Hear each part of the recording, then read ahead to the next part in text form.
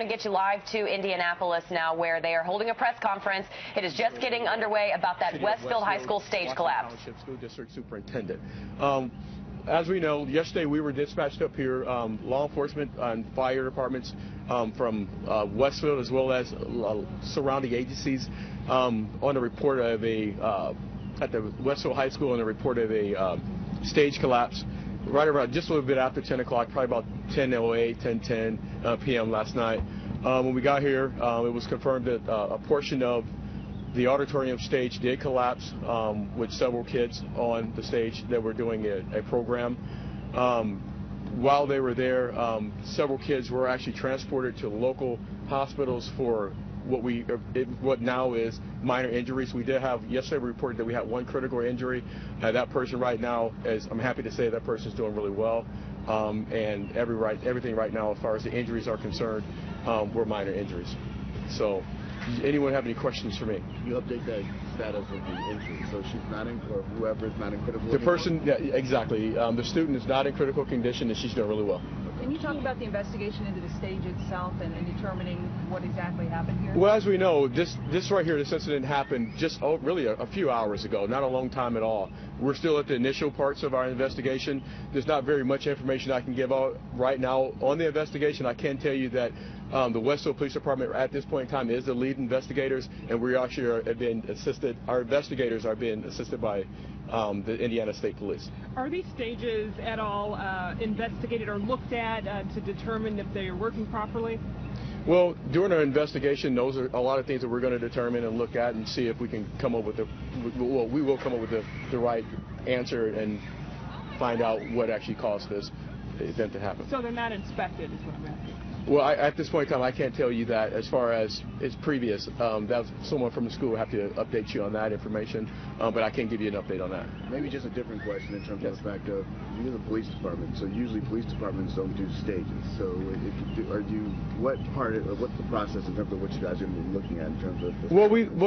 The process we want to do is we want to have a way to make sure we come out and do a thorough investigation to make sure that we start from the bottom to the ground up.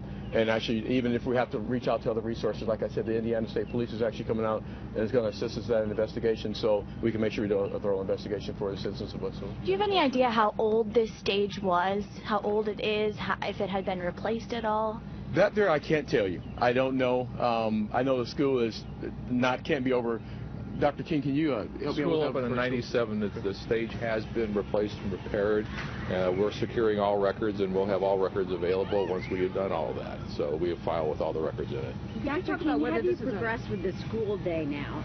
We talked to some kids who say, I don't even think I'll be able to go to school, but obviously you've got a lot going on and you want kids in class today. Well, I think first and foremost we need to make sure we keep the kids and their families in mind, and our prayers and thoughts are with them through this. And a lot of communities in Indiana are very close. This is a very close-knit community. The people in that school, when it takes up, the teachers and students will talk through this, work through this. I think once they find out that there are no critical injuries now, that they're all minor injuries, that'll be a great relief to a lot of them. I know that Mayor Cook was at the hospital last night. The principal was at the hospital last night. Some of the kids have already reported that they want to be in the production next year when they do this again next year. So we'll try to make it as positive as possible, but this is a time that people have to process and just get their feelings out, and so they'll be doing that. And Ms. McGuire sent out a tweet this morning saying that at 7:33 that I will talk to you, and that appeared like it was addressed maybe to the kids. Yes, Dr. McGuire has a Twitter account, and she sent out tweets last night. I will tell you she'll be on. She's got the faculty coming in early so they can have their plans together. They'll be working with the students the minute they come in the door and get down to getting through this process and moving on. Dr. King, what kind of stories of heroism are you hearing from people who are in the audience, the way they sprung into action after the stage collapsed? Well, I have to say that I'm proud of my staff. They got control of the situation. I know the principal called 911 almost immediately, asked for medical people in the audience. There were two, our school nurse and another nurse were in the audience. A paramedic was there. They went down. A lot of people got up and provided a cordon so people couldn't get to the stage and create more chaos, and got the medical personnel down there. First responders were on the scene right away. It was a great community effort, a great support from the first responders, And of course, the results today are the minor injuries. You never like something like this to happen. And again, we'll work through this, but everybody work together in the community to make it come out right. Dr. King, do you know much about the stage itself? Is it a permanent fixture? Was this just a temporary portion over the orchestra pit? Do you know much about the details of it? I've stood on it a number of times. My understanding is during some productions when the orchestra is playing, this is open. Other productions, in order to get people out over and closer to the audience, there's a cover there. And so that's the most I can tell you. I mean, I've seen the videos that were posted on a lot of your websites or a lot of your TV stations. It appeared the cover collapsed in total immediately. So that's the only thing I can tell you. Again, we have records. We'll produce all the records for the investigators so they can look into it and see what the cause was. Westfield Mayor Andy Cook, can you tell us a little bit about how you spent your night after the stage collapsed? Yes, I arrived at the scene shortly after the dispatch. I found the scene very well under control by Westfield Police and Fire. We had a number of agencies, as Mr. Hollowell had stated earlier. Their coordination on the scene, the communications was excellent. The response from our neighbors was excellent. We were able to very well coordinate the transport equipment needed. So we were most proud of our first responders. I was able, after the incident was well under control, to actually go to a couple hospitals. I was able to speak with one father who assured me his son was just fine.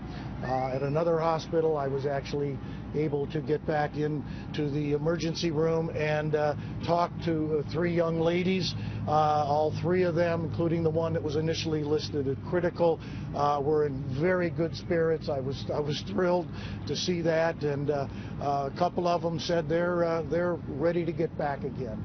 And it was a great production. I've seen this production the last couple years. It's just a phenomenal student-led history of rock and roll. So yeah, there was a lot of music, and people look forward to this event every year.